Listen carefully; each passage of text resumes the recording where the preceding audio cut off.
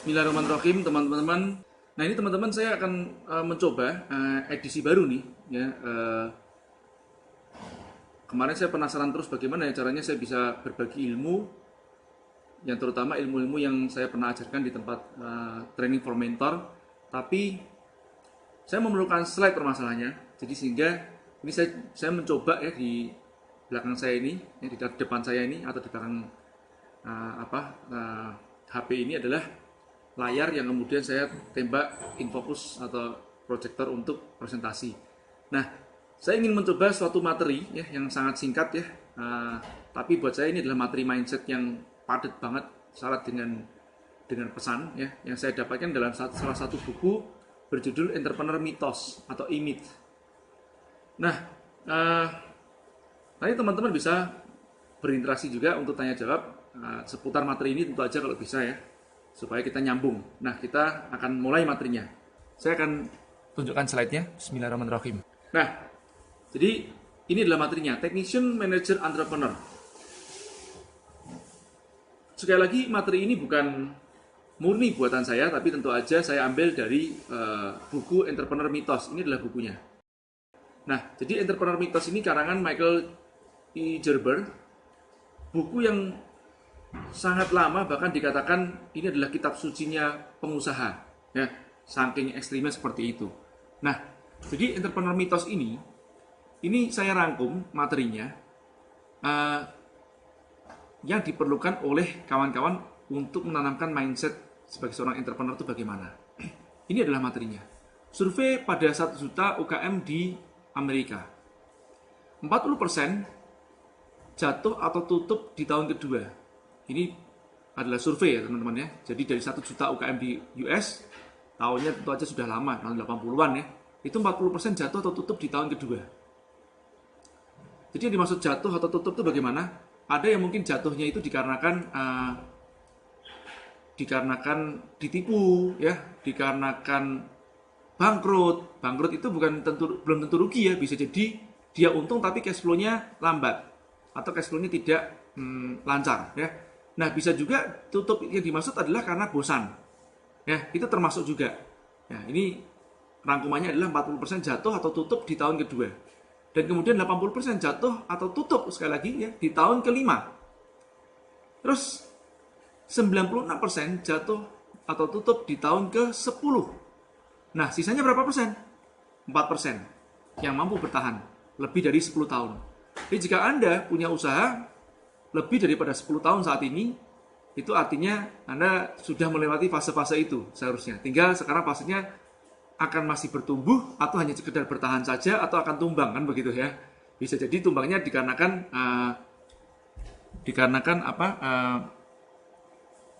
momentumnya sudah nggak dapat lagi, atau artinya perubahannya sekarang ini kan luar biasa ya kawan-kawan. Jadi pesaing Anda itu sudah tidak berdasarkan geografis lagi, tapi pesaing Anda ini sudah tidak jelas gitu loh. Kenapa nggak jelas? Ya nggak jelas dari mananya. Bisa jadi dari Indonesia, bisa jadi dari luar Indonesia kan begitu ya. Bisa jadi sekitar lokasi Anda, bisa jadi di luar lokasi Anda. Oke, nah saya lanjutkan. Terus kenapa? Pertanyaannya seperti itu kan. Nah, inilah jawabannya. Jadi teknisi itu ya, si Michael Gerber membagi model dari Entrepreneur Mythos ini yang saya cuplik adalah dari model TME, Technician Manager Entrepreneur. Yang disebut teknisi itu adalah seseorang yang bekerja di masa sekarang. Contoh sederhana, jika orang yang disebut itu adalah tukang masak ya, misalnya Anda berbisnis rumah makan, nah tukang masak itu adalah teknisinya. Kemudian jika Anda membuka bengkel, maka montir itu adalah teknisinya. Jika tidak ada montir itu, bengkelnya nggak jalan. Serupa jika Anda buka salon, bencong itu teknisinya. Jadi nggak ada bencongnya nggak jalan gitu ya. Nah, ini bencong itu tanda petik, yang dimaksud bencong itu kan bencong di salonnya, tukang potong di salon. Oke, ada juga yang nggak bencong loh ya, jangan nanti tersinggung, guyon-guyon. Nah ya, teknisi itu bekerja di masa sekarang. Artinya apa? Dia present, ya, melakukan saat ini. Nah, yang kedua, manajer bekerja di masa lalu. Apa yang disebut manajer itu? Manajer itu memanage kan? Memanage disebut bekerja di masa lalu bagaimana?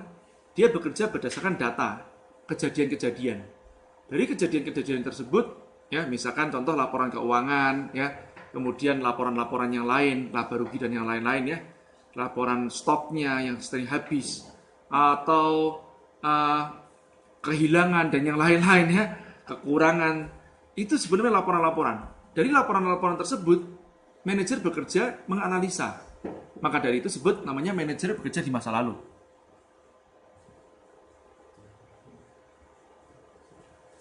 Nah, jadi ini yang kedua, manajer bekerja di masa lalu. Kemudian yang ketiga, entrepreneur bekerja di masa depan. Yang disebut dengan entrepreneur itu adalah pebisnis, pengusaha sesungguhnya. Sebetulnya tiga-tiganya ini ada dalam satu orang. Jadi misalkan saya pada saat ini, ya, saya sedang merintis usaha, maka saya disebut namanya teknisi yang bekerja di masa sekarang. Tidak ada saya, perusahaan tutup. Bertumbuhnya saya, bertumbuhnya perusahaan, ya, itu kemudian membuat saya meng-hire karyawan dan kemudian jadilah saya incas sebagai manajer. Nah, saya mengobrak-abrik data, kemudian dari situlah saya menganalisa dan membuat keputusan-keputusan. Itulah kerja saya sebagai manajer. Sedangkan jika fungsi manajer sudah saya kuasai, saya harusnya naik level menjadi seorang entrepreneur. Arti entrepreneur itu kita memiliki beberapa manajer di bawah kita, 1 atau 2 manajer, 3 manajer di bawah kita. Nah, tugas kita adalah memanage mereka-mereka si para manajer itu atau memimpin tepatnya. Nah, kenapa entrepreneur dikatakan bekerja di masa depan? Karena entrepreneur itu harusnya fokusnya untuk memikirkan masa depan, bukan memikirkan masa lalu atau masa sekarang. Jadi jangan kaget, jangan heran jika entrepreneur yang sesungguhnya, yang benar itu harusnya kerjaannya jalan-jalan. Jalan-jalan kemana? Ke pameran, tempat exhibition, tempat-tempat training, networking. Harusnya di situ. Jadi bukan lagi habitatnya seorang entrepreneur di belakang meja, terus-menerus menganalisa data, bukan, itu manajer. Nah, kan akan jadi pertanyaan, ini kapan terus transformasi kita menjadi teknisi, manajer, dan entrepreneur itu kan? Oke, ya. Nah, sebelumnya saya akan menjelaskan sedikit. Sudah pernah saya tuliskan di tempat buku Kitab Anti Bangkrut, ya, bahwa kejatuhan kebanyakan atau kebangkrutan usaha itu salah satunya karena kita kebanyakan menepuk dada atau kelamaan menepuk dada. Ya, jadi yang disebut namanya menepuk dada begini loh. Kalau nggak ada gua nih, nggak jalan. Nah ini harus hati-hati loh. Pada saat kita mengatakan kalau nggak ada gua nih, nggak jalan. Ini sama aja sebetulnya kita punya kesombongan tersembunyi. Satu itu. Kedua, dengan kesombongan kita, dengan ego kita ingin diakuin selalu bahwa kita nomor satu di perusahaan itu dan tidak ada yang menggantikan kita, itu sama aja kita mempersiapkan perusahaan kita untuk mati, tidak untuk bertumbuh. Terus harusnya bagaimana? Nah, harusnya kita belajar untuk menepuk bau orang. Oke? Nah, ini sebenarnya teknisi. Kalau nggak ada, gua nggak jalan. Nah, kalau manajer harusnya berkata, kalau nggak ada kamu, nggak jalan. Artinya dari dia yang tadinya menepuk dada, dia sekarang berganti namanya menepuk bahu. Kalau nggak ada kamu, nggak jalan. Oke? Artinya apa? Fungsi manajer ini harusnya tidak di teknis lagi gitu loh. Dia harus mencari teknisi-teknisi yang handal, mencari bencong-bencong yang lebih jago daripada dirinya. Ya, jadi bukannya dia menjadi bencong forever, gitu, tapi dia menjadi bencong, kemudian dia transformasi menjadi seorang manajernya bencong. Oke? Nah ini tidak mudah. Kenapa? Karena kita memiliki ego biasanya. Apa tuh egonya? Nah ego kita tuh biasanya kita pengen diri kita itu superior dibandingkan yang lain. Ya, saya teringat sekali kawan saya pada saat membangun usaha pertama kali itu saya provokasi waktu dia membangun usaha. Kemudian dalam 2 minggu, 1 bulan jalan perusahaannya 2 bulan, saya mengatakan pada dia, kamu tinggalin itu, ikutin training itu. Ya, ada satu training yang sangat bagus sekali ya, seperti entrepreneur kan begitulah, 3 hari ya, 2 malam dan menginap. Nah kemudian saya katakan, kamu ikutin training itu. Kemudian dia bilang, J, kamu nggak salah. Kamu ya, satu ya, memprovokasi aku suruh keluar kerja nih, aku udah keluar kerja. Aku bangun usaha. Dan kamu tahu nggak usahaku ini, machining shop loh, tidak mudah untuk didelegasikan. Dia bilang begitu. Dia bilang, kalau nggak ada aku nih, ini tutup nih perusahaan nih. Nah, saya bilang begini, ingat hati-hati jangan suka menepuk dada. Belajar menepuk bahu. Ya, baunya orang. Bukan bau kita ya, bau karyawan kita. Artinya apa? Kalau nggak ada kamu nggak jalan. Yang saya tanyakan simpel. Kalau seandainya kamu mati hari ini, maaf saya bilang begitu ya, perusahaanmu tutup nggak? Tutup sih. Nah, artinya kamu tidak meninggalkan sesuatu dong buat anak istrimu. Ya memang seperti itu kenyataannya. Baik, kenapa kok bisa seperti itu? Ya memang nggak ada yang bisa gantiin aku sih. Nggak bisa gantiin kamu dalam arti apanya? Keseluruhan. Baik, kalau tidak bisa menggantikan kamu dalam arti keseluruhan, pertanyaanku simpel. Adakah yang bisa menggantikan kamu dalam satu hal saja? Contohnya begini, kemampuan teknismu, ya, bisakah digantikan oleh seseorang? Dia bilang, satu orang aku ya nggak yakin. Wah ini teknisi banget nih dia. Dan satu orang nggak yakin. Kalau satu orang nggak yakin, bisakah dengan dua orang? Mungkin dia bilang gitu. Kalau tiga orang, tiga aku bilang bisa. Dia bilang gitu. Oke baik. Kalau gitu, anggap aja kamu meng-hire 3 orang teknisi yang lain. Kamu naikkan dirimu sebagai seorang manajer kan? Nah itu satu kemampuan dalam bidang teknis permesinan, katakanlah begitu. Sekarang kemampuan yang kedua adalah di bidang sales. Bisakah kamu meng-hire seseorang sales yang lebih jago daripada kamu? Itu pertanyaan saya. Dia bilang, kalau itu banyak. Dia bilang gitu kan, karena dia bukan background-nya bukan sales kan. Dia bilang, kalau itu banyak, aku yakin bisa. Dia bilang gitu. Oke, good. Nah, tapi J, ini kan maksudnya jualan sesuatu yang sifatnya teknis. Baik, aku paham. Cari orang yang teknis, yang pintar jualan. Teknis yang nggak serba pandai, tapi pintar jualan. Masuk akal? Masuk akal. Baik. Berarti kamu perlu 4 orang nih, atau 3-4 orang untuk menggantikan porsimu yang 30% yang lain. Nah, sekarang 30% yang lain. Ya, mungkin fungsinya apa? Fungsi administratif lah katakanlah. Oke, administratif kamu jago banget gak? Enggak. Kalau gitu kamu pasti bisa dong cari yang lebih jago daripada kamu. Kalau itu banyak. Ya, nggak usah kamu ajarin kan, bisa kan? Bisa. Baik, setidaknya bahkan lebih daripada dia, sudah 100%. Jadi dengan adanya 5 orang di bawah kita ini sudah bisa menggantikan kita. Kalau ada 6 orang artinya lebih daripada kita. Betul nggak?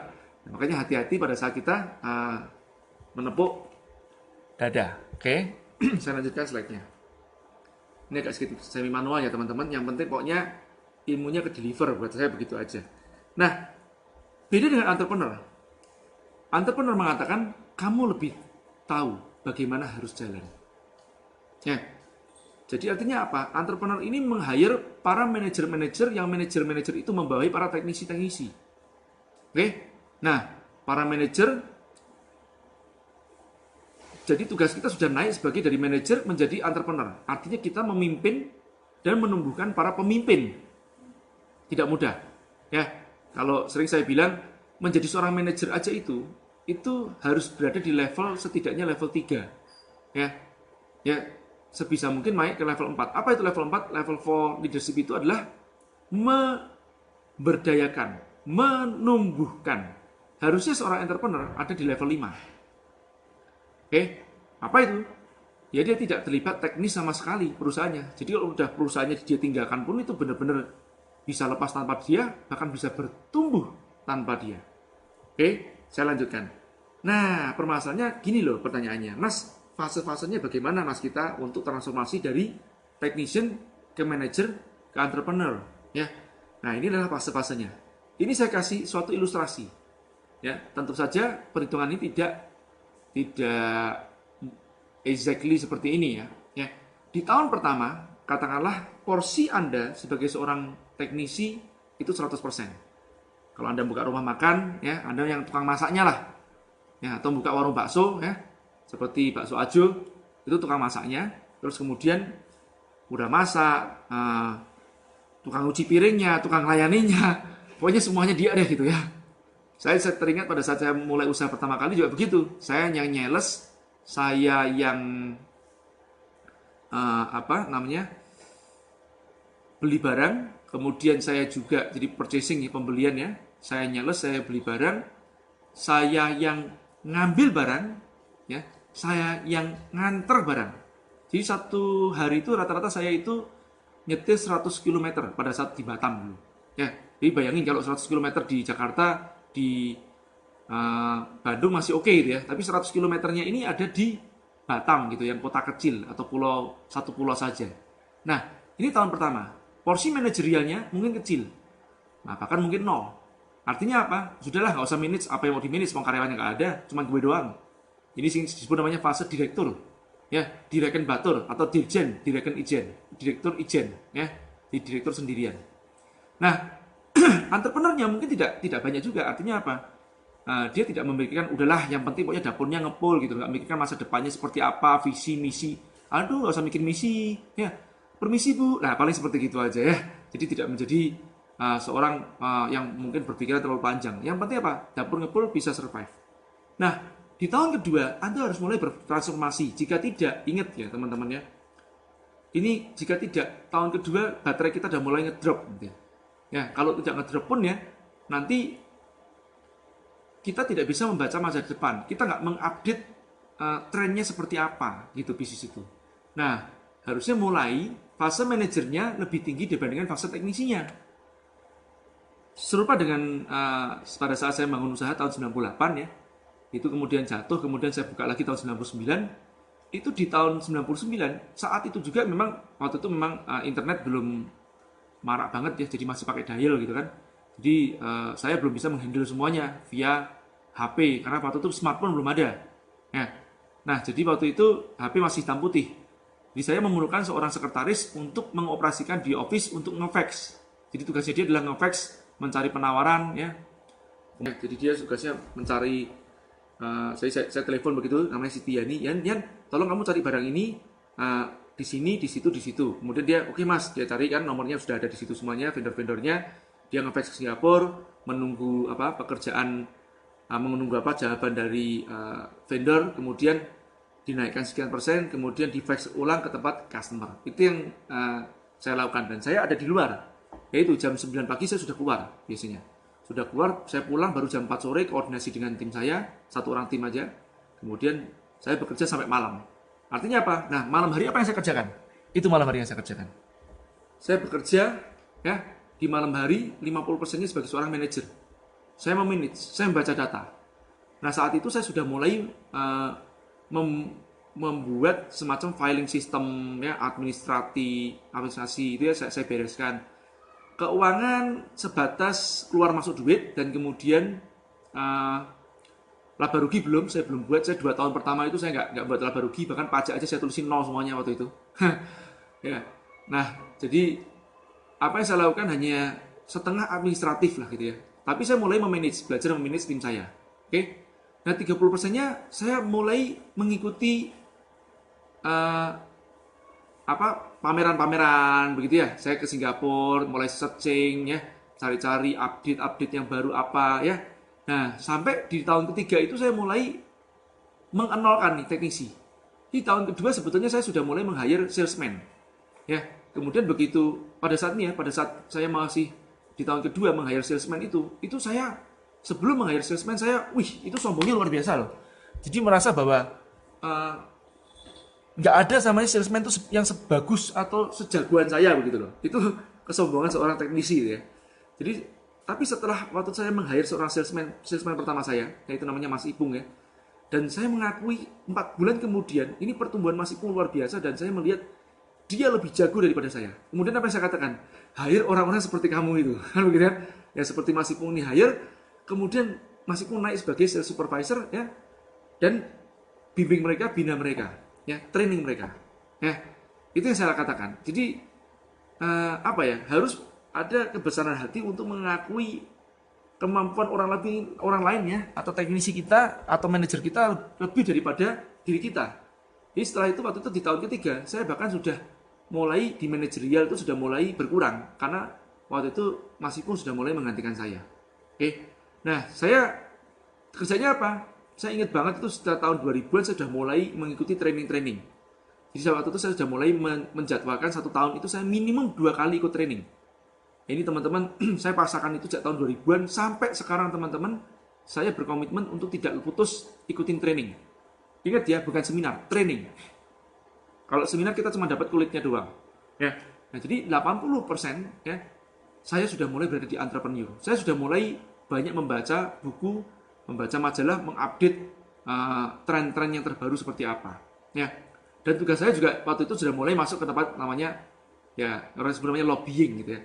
Artinya networking ya, networking untuk mencari supplier, mencari pelanggan ya. Jadi tugas saya membuka-buka jalan, kemudian tim saya yang mengurusin semuanya, detailnya. Ya. Nah di tahun keempat ini idealnya ya, ini idealnya sebetulnya sudah ada di nol semuanya nih. Di tahun keempat Anda sudah mulai bisa fokus ke tempat masa depan. Nah makanya di tahun kelima Anda sudah mulai bisa diversifikasi usaha. Makanya saya mengatakan 5 tahun pertama ya itu jangan pecah fokus, megang yang satu aja ya sampai Anda murni menjadi entrepreneur. Oke, nah baru Anda mulai bermain ke investasi. Tapi teman-teman, ini saya katakan, ini 1, 2, 3, 4 ini adalah idealnya. Kita seringkali menemukan kondisi tidak idealnya. Apa itu kondisi tidak idealnya? Nah, kondisi di mana kita ketipu, kita dicurangin dan yang lain-lain ya. Nah, itu kondisi tidak idealnya. Teman-teman yang bertanya silakan ya, sudah saya lihat itu, tapi saya ingin melanjutkan duluan sedikit ya. Sebagai penutupnya. Nah, artinya apa? Yuk kita mulai naik kelas. Belajar dari menepuk dada menjadi menepuk bahu. Baik, terima kasih pertanyaannya, saya baca satu persatu. Suara saya jelas kan? Wah, banyak banget nih. Oke, saya nggak salah kawan-kawan yang sudah nonton, terima kasih semuanya. Wih, ada Dr. Viko juga nyimak ya. Aya, thank you. Rika, thank you. Navi, Ani, Kartiko, Ongki, thank you. Pak Witono. Baik, nah ini Ali Nadi. 10 tahun itu hitungannya kita yang menjalankan atau bisa juga dari keluarga Mas. Bagaimana kalau bisnis itu sudah dilakukan, sudah turun-temurun? Ya ini termasuk keluarga nggak masalah ya. Artinya kalau dia justru malah bisa transformasi ke tempat keluarga, itu artinya dia sudah melepaskan diri dari seorang teknisi kan begitu. Cuman jangan sampai keluarga itu kan kita tunjuk dikarenakan darah kita ya, tapi dikarenakan harusnya kemampuan ya, ability-nya dia harusnya seperti itu. Saya tinggikan sebentar lagi, sedikit lagi ya, biar enak, nggak terlalu bungkuk. Baik ya, saya lanjutkan. Pak Witono, Pak Raden sudah 16 tahun, tak terasa. Iyalah Pak Raden, saya aja sudah 18 lebih 19, jadi 2098 itu berarti berapa tahun? 18 tahun kan bisnis, iya.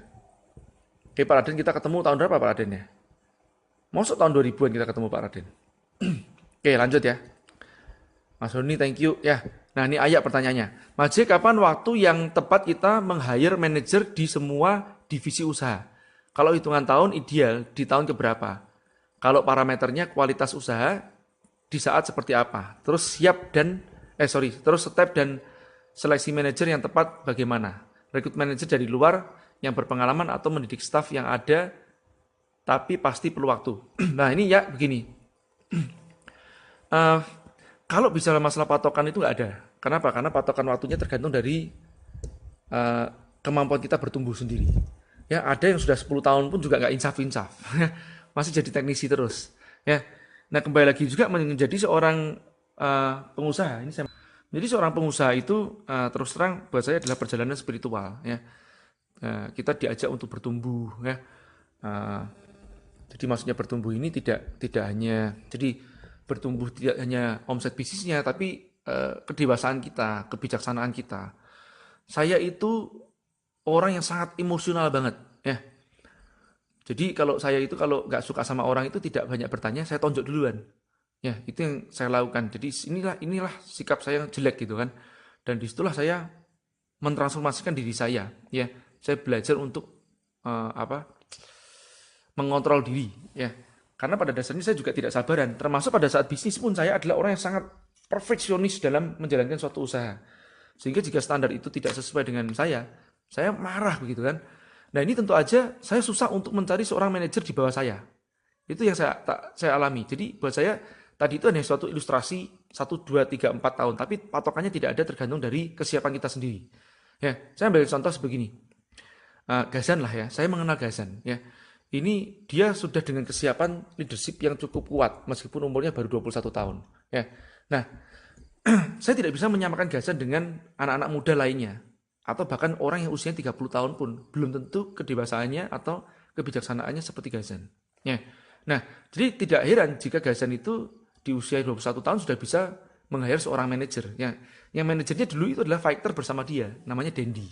Ya, jadi manajer ini ketemu di tempat pengajian, di pengajiannya Ma'rifatullah A'agim.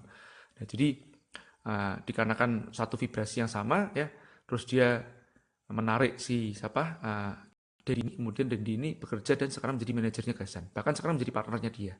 Oke, jadi kalau dikatakan tokannya ada, nggak ada. Buat saya gini, kalau itu bisa kita kerjakan, ya, kita kerjakan dahulu, kita kerjakan. Ya, jangan buru-buru meng-hire manajer. Kenapa? Begitu kita bisa meng-hire manajer, kemudian kita langsung hire manajer, maksudnya begini, bisa yang saya maksud ini ada manajer kemudian kita hire dia. Nah, belum tentu duitnya nutup gitu kan. Nah, kalau duitnya nggak nutup, buat saya ya berat juga. Buat saya jangan masalah manajer duluan. Manajer sama teknisi serupa nggak hire-nya, ya. Nah, intinya kalau pas kita meng-hire mereka itu membuat beban kita berkurang, ya, itu bagus. Tapi kalau membuat beban kita tidak berkurang, itu tidak bagus. Kan begitu aja ya. Nah, saya dulu meng-hire seorang salesman pertama kali itu saat saya bisa membayar gajinya dia setengah bulan aja. Saya sanggupin itu. Jadi artinya saya bleeding aja nggak apa-apa, ya. Tapi yang penting saya dapat leverage. Oke. Cuman untuk meng-hire manajer bagaimana? Nah, manajer saya dulu sih biasanya saya upgrade dari para teknisi. Oke, maksud teknisi itu adalah karyawan yang tadinya misalkan katakanlah bagian administrasi, saya naikkan jadi manajer administrasi. Yang bagian accounting naik menjadi manajer accounting. Yang bagian sales naik jadi manajer sales dan seterusnya seperti itu. Ya. Nah, tapi tidak semua orang bisa di-upgrade seperti itu. Saya menemukan orang-orang, ya, yang tidak ini tanda petik tidak mau bertumbuh. Ya, aneh kan? Mana ada mas orang nggak mau bertumbuh? Anda nggak percaya kan? Ada orang-orang yang, mas aku segini ya cukup segini kok. Yang penting pokoknya gini loh mas. Aku cuma minta satu hal aja. Aku kerja, thank you. Ya, kerja, thank you. Ya, itu tuh aja aku minta. Dan aku ingin jadi pekerja selamanya. Selesai. Oke, dan ada juga yang di-challenge sebagai seorang manajer, mas aku tuh puyeng kalau mimpin orang. Aku tidak mau mimpin orang dan tidak mau belajar untuk mimpin orang. Ada yang seperti itu. Saya mengalami berkali-kali. Karena sudah seperti itu, ya sudah, memang kamu berarti seorang teknisi handal, memang. Seorang teknisi forever. It's okay gitu loh ya. Jadi tidak ada hitungannya ya parameternya, ayak ya. Nah terus seleksi manajer yang tepat bagaimana? Buat saya seorang manajer itu levelnya adalah ngelit. Tidak hanya backgroundnya teknis jago. Ya, seorang teknisi yang jago, yang handal ini ada di, saya lupa bukunya siapa. Seorang teknisi yang handal belum tentu bisa menjadi seorang manajer yang handal. Oke, jadi seseorang ya, contoh begini, ada misalkan karena orang itu kan jago dalam menjahit ya, kemudian dia paling jago menjahit, belum tentu dia jadi cocok jadi manajer produksi untuk menjahit. Ini harus hati-hati nih ya. Jadi siapa terusnya yang pantas menjadi manajer? Dia yang pandai mengelit, ya, memimpin. Ya, fungsi manajer itu apa? To lead. Ya, pasti memimpin. To memanage. Ya. Jadi manajer itu bukan ngerjain, ngambil tanggung jawabnya karyawan dia memberikan wewenang dan memberikan tanggung jawab, kemudian melatih orang-orang itu. Jadi kalau orang itu nggak selesai pekerjaannya, jangan diambil alih lagi. Ini jadi teknisi lagi nanti dia nih. Ya gimana? Memang rasanya memang kadang harus ada kemunduran dikit ya, kayak turun sedikit karena apa? Ini proses belajarnya dia, ya learning curve kan begini kan. Nah itu kita proses mengajarin seorang teknisi menjadi seorang teknisi yang handal kan begitu. Nah kembali lagi bukan berarti orang yang paling tinggi ilmu teknisnya kemudian dia akan jadi manajer, tidak. Ya ini harus tahu. Terus kadang juga kita mungkin tidak menemukan di dalam manajer itu, tapi kita menemukan di tempat luar. Saya ambil contoh karena Nui ya, atau Ayah ini kan bisnisnya di bidang kosmetik ya. Saya ambil contoh, mungkin ya Anda bisa menanyakan ya di satu perusahaan lah, katakanlah Wardah, Mustika Ratu, Sari Ayu gitu kan ya, itu sudah banyak yang jago-jago. Nah, coba ambil dari mereka ya, salah satu manajernya mungkin untuk menjadi konsultan Anda. Ini saya ngomong agak growth hacking nih ya. Ya. Jadi kan mereka konsultan Anda di 1 minggu kemudian bayar. Ya. Nah, coba dengerin mereka gimana improve perusahaan Anda kan dengan ide-idenya. Bisa terapkan nggak? Kalau bisa terapkan ya terus suruh ngasih training segala, jago gitu kan. Nah, sudah baru nanti perlahan-lahan 1, 2 bulan, 3 bulan kemudian tawarin, Mas mau jadi GM ku nggak gitu, atau jadi manajerku nggak? Ya, mungkin ada nyari level supervisor di suatu perusahaan yang kosmetik yang ternama sudah cukup untuk menjadi manajer tempat Anda kan begitu ya. Nah, buat saya seperti gitu ya. Nah, pendidik staf ahli pasti perlu waktu. Nah, teman-teman yang instan tuh nggak baik ya. Dan ingat ya, loyalitas itu kan didapatkan dari kita menanam sesuatu gitu loh. Nah, kadang kita dapat meng-hire seseorang dari hijack gitu ya. Itu kita punya risiko loh. Karena mereka tidak loyal, ya. Ini kecuali mereka itu kan mungkin memandang tempat kita bukan karena masalah gaji, tapi karena masalah mungkin value, masalah visi ya. Mereka berpindah ke tempat kita itu bagus. Tapi begitu cuma karena masalah gaji, dia pindah ke tempat kita, ya. Ya kita mau hire manager nggak mau apa repot-repot mendidik ya yang ada, terus kita hijack dari tempat yang lain. Ingat, orang itu juga berpotensi akan di-hijack sama orang lain suatu saat. Ya, thanks Mbak Natasha, Iip. Masih tahun 1, Ma'ruf, oke, no problem. Ayah, tanya lagi. Rekrut manajer dari luar yang berpengalaman atau mentrain kita sendiri, tapi perlu waktu itu sama tadi ya, sudah ya. Tribunda Vanvi. Mencari manajer yang sulit itu yang satu visi. Ini saya bolak-balik ya. Saya dengar selalu bilang gitu. Ya, satu visi. Kenapa mereka keluar? Enggak satu visi. Gimana Mas jika manajer yang kita kasih wewenang ternyata menyalahi prinsip usaha, melenceng dari visi? Ya. Apa perlu kita ganti atau turun jabatan jika tetap ngeyel nggak nurut? Teman-teman seringkali maaf ya sebelumnya ini seringkali itu bingung. Ya. Apa yang dimaksud namanya visi, misi, value. Nah, ini seringkali teman-teman tuh mungkin yang dimaksud visi itu adalah value. Buat saya, mencari seorang manajer tidak perlu satu visi. Tapi satu misi kemungkinan yes. Yang paling jelas satu value itu yang paling penting. Saya ambil contoh. Visi itu berbicara di masa depan banget gitu loh. Ya, saya ambil contoh. Visi saya menciptakan Yuk Bisnis adalah menciptakan perekonomian mandiri. Itu visi saya. Apakah manajer saya harus punya satu visi dengan saya? Tidak. Atau karyawan saya punya satu visi sama saya? Tidak. Bagaimana kalau saya rekrut karyawan, saya tanya sama mereka gini, kamu punya satu cita-cita nggak? Kepengen jadi apa? Ada Mas. Apa itu? Pengusaha kayak Mas J. Oke. Pengusahanya tepatnya di bidang apa? Belum tahu pasti Mas. Ya mungkin rencana di bidang perdagangan aja. Oke. Ilmu-ilmu apa saja yang kamu perlukan ya untuk mencapai cita-citamu itu? Ya mungkin aku mau belajar internet marketing Mas, belajar ini Mas, belajar itu Mas. Baik. Kalau yang kamu bicarakan itu, berarti itu ada di tempatku. Jadi, visi kita jelas berbeda. Visimu tidak visiku. Tapi, ya, bisa jadi misi kita sama. Atau ilahnya gini loh.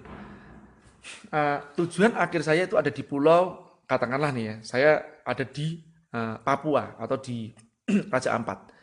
Nah, kapal saya ini menuju ke Raja Ampat, ini visi, katakanlah begitu.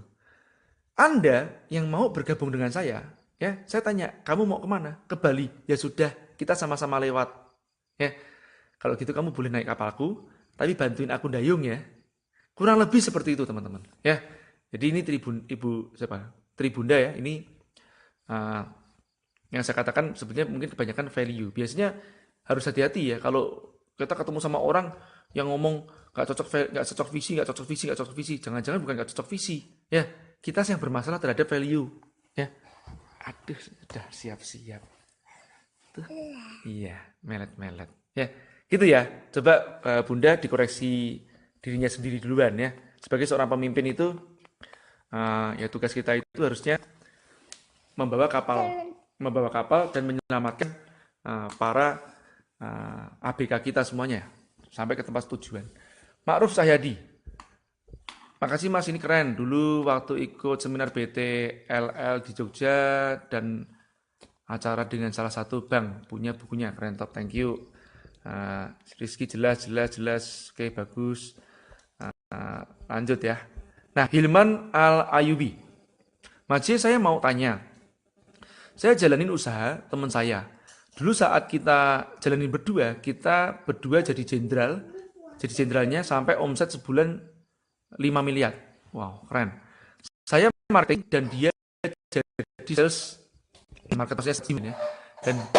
Dan dia jadi sales, tapi sekarang dia menganggap usaha itu milik dia. Padahal dulu akadnya kita usaha bareng. Jadi merasa dikhianati. Nah ini buat saya begini.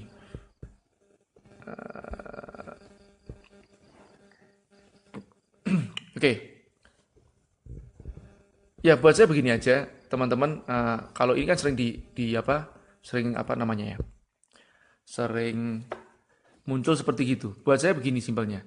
Dulu akadnya seperti apa? Masih bisa diajak ngomong nggak? Kalau nggak bisa diajak ngomong, kita baru cerai, kan begitu ya. Nah, cerai ini ada dua macam. Anda mau baik-baik atau mau cara hukum? Anda punya jalur hukum atau tidak?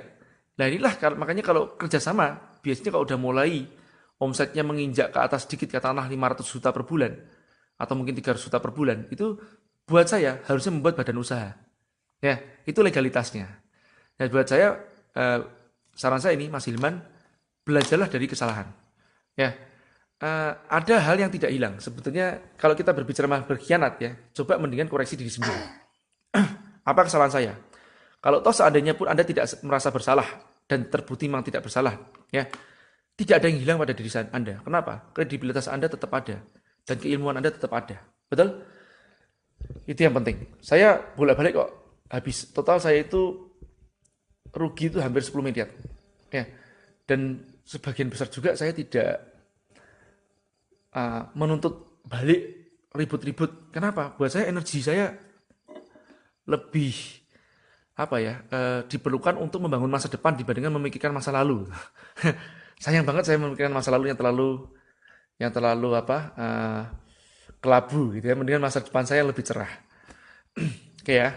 Thanks Irsan, thanks Hakim, Aya. Oke, thanks ya Aya. Oke, lanjut ya. Nah, Rizky Ciko tanya Mas J, saat ini saya mencoba menjadi pengusaha dan sementara baru mempunyai 2 orang karyawan, udah bagus tuh. Tetapi saya masih terjun langsung sebagai teknisi dan memanage keuangan, ya wajar kok. Keuangan yang ada, tahapan apa yang harus saya lakukan selanjutnya agar menjadi entrepreneur. Nah jadi begini, kalau sudah masuk dalam level starting kemudian ke atas profiting, artinya perusahaan sudah mulai profit. Saran saya sudah mulai meng-hire karyawan dan mulai meng-hire bagian keuangan. Ini penting banget, ya. Jadi keuangan itu kalau tidak termonitor, ya itu bahaya. Tapi kalau kita memonitor keuangan kita terus-menerus, ya keuangan ini disebut bagian dari masa lalu, ya. Maksudnya memanage keuangan kan membuat laporan keuangan, ya. Nah, ini kalau kita sendiri yang mengurusin semuanya, kita kehilangan masa depan. Jadi buat saya ada tugasnya masing-masing, ya. Jangan mengambil rezekinya bencong. Hire bencong aja. Iya, sayang. Ini pakai laptop atau pakai HP Mas Ji? Tadi saya pakai yang ini saya sekarang pakai HP, nggak bisa pakai laptop kan? Kalau FB Live. Ihsan Pratama, tanya juga Mas Ji, tanya juga deh. Apa nih? Sudah 3 tahun jalanin bisnis jualan baju distro, tapi masih belum mantap di manajemen pembukuan. Harap dikit penjelasannya Mas Ji. Jadi gini loh, teman-teman, saya itu juga meskipun ya tahun 2000-an itu saya belajar membuat laporan keuangan. Ya, saya belajar. Jadi, tapi saya mungkin saya disuruh membuat insya Allah yang simpel saya bisa gitu loh. Paling enggak kasih waktu beberapa minggu, saya akan belajar ulang dan kemudian saya bisa ingat lagi posting itu bagaimana, menjurnal bagaimana. Tapi terlalu bego buat saya untuk mengerjakan hal itu. Ya, itu harusnya kerjaannya yaitu kerjaan para bencong. Yang saya maksud bencong apa? Teknisi, karyawan. Kita entrepreneur berpikir dan bekerja di masa depan, bukan di masa lalu. Ya, apalagi masa sekarang. Jadi harusnya hire karyawan aja jika sudah mulai profit. Mas, kalau belum profit, apa aku perlu meng-hire seorang bagian accounting, Mas? Kalau untung aja belum, apa yang mau di-manage? Ya, duitnya apa yang mau dihitung? Apa yang mau diatur gitu ya? Untung aja belum kok ya. Jadi paling gampang seperti gitu. Hal yang serupa dulu Anda bilang begini loh, Mas Ji, aku belum untung Mas Ji. Aku pusing nih ngurusin pajak. Ada untung aja belum, tukang pajak mau ngambil juga pusing. Ya, tapi sekarang ya berbeda. Kalau zaman saya dulu seperti itu. Kalau sekarang tukang apa kalau sekarang kan sampai omset 4,8 miliar per tahun itu kan harus mereport ya, harus apa? Reporting 1%. Bagaimana cara mempertahankan bisnis? Buat saya mempertahankan berbeda dengan menumbuhkan. Oke, kalau menumbuhkan ini harus inovasi terus-menerus, update. Oke. Nah, kalau mempertahankan saja ya itu berbeda. Ya, mempertahankan itu berada di level manajemen, ya. Kalau menumbuhkan itu antar petugasnya. Ya. Gagal fokus sama dandan Naya. Oh iya, kamu lagi ngapain, Nay? Hah? Oke ya, itu ya teman-teman. Semuanya sudah cukup lama nih saya bicara. Nay, salim dulu dong, Nay. Dadah dulu. Ya. Dadah, ya. Kiss bye. Gimana kiss bye? Ya. Gitu. Oke. Satu lagi nih, Mas J mau tanya dari Mas Wan. Handling CS atau admin batasannya apa saja yang harus ada dan tidak ada untuk mereka? Maksudnya saya belum paham nih, batasan apa saja ini apa? Buat saya begini aja sih, simple kok. Prinsip pendelegasian kan seperti gini. Saya melakukan, ya, Anda melihat. Oke, prinsip pendelegasian. Jadi, apa yang kita lakukan, yaitu yang diduplikat. Saya melakukan, Anda melihat. Tahapan yang kedua, Anda melakukan, saya melihat. Tahapan yang ketiga, Anda melakukan, saya tidak melihat. Oke, prinsip pendelegasian seperti itu aja. Jadi, apa yang kita lakukan, itu yang kita duplikasikan. Ya, lanjut ya. Ini, wah pertanyaan mulai timbul banyak nih di sini nih. Rahmat Adi.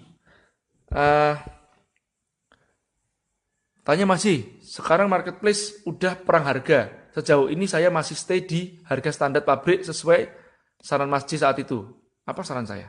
Tapi setelah saya hitung-hitung, dengan kasih termurah, di marketplace profit total kompetitor saya hitung-hitung lebih banyak dari saya karena penjualan lebih tinggi. Gimana sikap sebaiknya? Ini sudah saya ngomongin bolak-balik. Siapa suruh banting-bantingan dan terlena di marketplace dan juga di tempatnya sosial media doang, ya. Bangunlah markas websitemu di yobisnis.com gitu loh ya. Jadi buatlah ya .commu sendiri, brand.com itu dibuat tuh dan kemudian promosikan di tempatnya marketplace, promosikan tempatnya Facebook ya, tempatnya Instagram, tempatnya traffic source yang lain, gitu ya. Riang, bermain bola. Mas J, saya pengen buka usaha di bidang kuliner. Menurut Mas J, mending langsung buka kedai kecil-kecilan atau coba buka udah. Kalau ini sudah buka saja gitu aja ya. Sebaik-baiknya usaha adalah yang dibuka, bukan ditanyakan terus-menerus. Sebaik-baiknya usaha adalah yang dibuka. Usahakan jangan banyak tanya. Izan, Mas J, kalau usaha sudah banyak dan ingin nambah co-founder, khususnya untuk bidang teknikal, ada tips untuk apa nih? Taunya. Untuk tahu kita benar-benar sevisi gimana. Kembali lagi nih, nggak perlu sevisi duluan deh, ya. Susah ngomong sevisi-sevisian duluan ya. Nah, visi kalau perlu dibuat bersama-sama. Oke? Gimana kalau visi tahu-tahu beda di tengah jalan? Buat saya teman-teman ya, biasanya orang ribut-ribut itu bukan karena visi, tahu nggak? Karena value yang berbeda, karena toleransi. Kalau Anda sudah mulai ya mengambil seorang partner, ingat harus legowo, harus besar hati. Kita bahas nanti pada saat partnership ya.